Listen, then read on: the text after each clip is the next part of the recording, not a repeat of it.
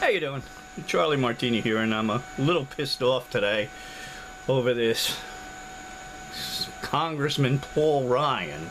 I heard that he's at it again, trying to push his bullshit budget plan and Medicare voucher system. He's got again a law going through the House of Representatives. Now, 9 months ago, he was Romney's vice presidential nominee, and him and Romney ran on this plan. The American people overwhelmingly rejected it. They said, fuck you. Paul Ryan, who's from Wisconsin, could not even deliver his state to Mitt Romney. So this just goes to show you how much the voters hate what this guy is doing. And it's like they don't even give a fuck about the elections. They don't give a fuck about the voters. They don't care what we think. Look at this guy. We said to him 9 months ago, fuck you, Paul Ryan. We do not want your goddamn budget. We don't want your Medicaid voucher system. Keep your fucking hands off it. And yet here he is at it again. It's like the election didn't even happen. I just don't understand it. And it just gets me so pissed off that you got a Speaker of the House, John Boehner, who just, they don't have the balls to just say, Paul Ryan, sit down and shut the fuck up. The American people rejected your goddamn budget and your Medicaid plan. Get it off. The election's 9 months already over. They don't want it. So we're not even going to consider it.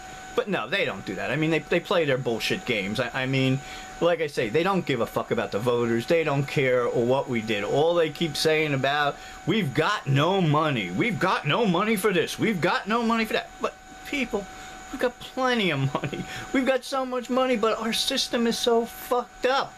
I'm going to just touch on this real quick because the main thing I wanted to talk about was asshole Paul Ryan and his goddamn fucking budget and Medicaid plan. But to get to the real problem, our money system is supposed to be controlled by our Congress, by our Constitution. I believe it's Article 1, Section 8 in the powers, that only Congress has the power to coin money and set the value thereof. And this was the case up until 1913. In 1913, a bunch of corrupt congressmen and our President Woodrow Wilson signed into law over the Christmas vacation when most congressmen were gone, but this handful stayed around, and they pushed this law through quietly because they knew if the people found out about this law, they would be outraged.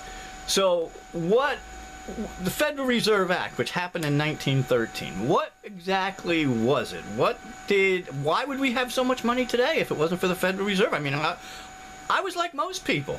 Up until about 5 years ago, I thought the Federal Reserve was a great government institution. And thanks to the internet, and Ron Paul actually got me started on this when he was running in 2008, I believe. He started mentioning his Federal Reserve, and he started saying things that I didn't believe. I didn't think that, he said the Federal Reserve is not federal, and it has no reserve. So I said, wow, it's not a federal? I thought Federal Reserve. Well, that's how they kind of fool you. So I looked it up, and luckily today we do have the internet, and you don't have to take my word for it. Just go to Google. And I don't like to read too much. I'm getting a little old, eyes getting tired, but I go to YouTube a lot. Go to YouTube, type in Federal Reserve, and all the information there. You don't have to read it. You can sit back, have a fucking drink, sit back and see what it's all about. I mean, I've learned a lot. And basically what I've found out is we never really had a central bank in the United States. In fact, our forefathers were totally against it. They saw what central bank did to Europe, how it bankrupted them. So that's why they put that line in the Constitution that only Congress can do that, have the power to coin money. So in 1913, a bunch of private bankers got together and went to this place called Jekyll Island off the coast of Georgia, where all rich people stayed. The rich, I think it was like 5 or 6 of the richest bankers in the world, in the United States, pretty much also the world. But they got together on this island and they created the Federal Reserve Act. And they pushed it through, like I said, these corrupt congressmen in 1913, and consequently, we also got income tax at the same time. So before 1913, we never had income tax, and we got this Federal Reserve System. So what does the Federal Reserve System do, and why would we have so much money today? Well, what the Federal Reserve System does is it allows these private bankers to create money out of thin air. This is not like where you're actually, money's backed by anything. Our money's not backed by anything anymore. So what they do, they create this money out of thin air, then lend it to the United States at full face value, and they have the balls to charge us interest on top of it. So what I heard a long time ago, and this is another thing that started me thinking about, when I was a kid, I heard, I believe I read it in a newspaper or something, that all of the taxes west of the Mississippi goes just to paying off the interest on the national debt. And I remember being a kid and thinking to myself, if I'm the United States and I'm lending myself money, I'm not going to charge myself interest, am I? So this was kind of festering in my brain, and you know, I kind of forgot about it. And as I said, once I started realizing what's going on, and so you say, well, how, you know, this Federal Reserve is supposed to be such a great thing. Well, it's really not. It was the cause of all our depressions and recessions. And how they do it is they have the power now to expand the money supply. This is what happened in the 90s. They expanded the money supply. Everybody is making money. There's so much of real estate. The houses were just going out of control. I remember saying to one of my buddies, he goes, well, my house is worth 3 times what it was. And I said, he goes, yeah, it's going to be worth 5 times in a couple more years. And I'm saying, it just can't keep going like this. So what they do is they expand the money supply. They keep putting all money out there. Then what they do is contract the money supply. Now you can't get loans. You can't get a loan for your house. You can't get loans for your cars. You can't get loans for your business. So this is how the Federal Reserve controls it. That's why we had these big crashes and all. And it's always been the fault of the Federal Reserve. So you say, well, can we really trust Congress to control our money system? Well, yeah, we can. And just to give you an example of how long this happened now, central banks, they've been trying to get their foot in the door for a long time. But like I said, our forefathers were very smart. They put this out in the Constitution. They didn't want it. And it went back and forth. So we had a central bank in place during the Civil War. Abraham Lincoln went to the central bank and wanted to finance this war of the North against the South. Central banks is fine. I mean, this is their business. They love this because they can finance both sides, and both sides have to pay them back. And if the loser doesn't, well, the winner's going to get the spoils and give it to them. So that's how the central bank really works. Well, they wanted to charge Abraham Lincoln 30% interest. And Lincoln said, well, fuck you. I'll make our own money, like the Constitution says. And so what he did was print what they called greenbacks. Same money as the Federal Reserve. It was backed, you know, only on the faith of the United States. But Lincoln printed these greenbacks free of interest. He fought the whole Civil War without 1 penny of interest taken from the American people. And look at today. All we keep talking about is the national debt, the interest on the national debt. Well, if the United States is making money, we really wouldn't even have any debt. We definitely wouldn't have interest because we're printing money just like the greenbacks. So if we could print our own money, we print as much as we need. Now, I know this sounds bad with inflation and things like that, but before 1913, that's what we did. We didn't have income tax. We didn't count on people's taxes because we needed bridges and roads and stuff. We printed the money. So I'm not an economist. I actually got a degree in political science. I'm retired now, also engineer, and then I was a retired engineer. But with political science, I just got into it because I got into state government and really found out how fucked up government is. I mean, I stayed in state government for 30 years. And the political science really did open my eyes to a lot of things. And I don't want to get too much into it, but I just want a lot of people to know that you do have the internet. Don't take my word for it. Don't take anybody. Don't take Paul Ryan's word. Just go on the internet. Go to YouTube if you don't want to read. But if you want to read, there is so much shit on the internet, like with the Federal Reserve, and you could read all of this stuff. There's a great video on YouTube, The Creature from Jekyll Island. Check it out. It's great. So I just wanted to keep people alert that things are not like these people on TV tell you. I mean, you will never. This is why they railroaded Ron Paul, the mainstream media, because he was for abolishing the Federal Reserve, and that's a sacred cow. You do not touch that with the media. You will never hear anybody on the media be pro-abolishing the Federal Reserve, because all the powers that be are owed to the Federal Reserve. They're all part of that same system. So you'll never hear this on the mainstream media. Don't think you will, because, you know, these people, they keep you occupied with right and left, and the right wing and the left wing, they're just two wings on the same fucking bird. That's the whole problem. And they keep you in a state of constant bickering between what's on the right or what's on the left. So they keep you so bogged down with this that you don't see the man behind the curtain actually pulling the strings. You don't see this thing. They just keep you so confused that all you know how to do is you got to work. Most families, both parents have to work. You got to put the kid in school real early.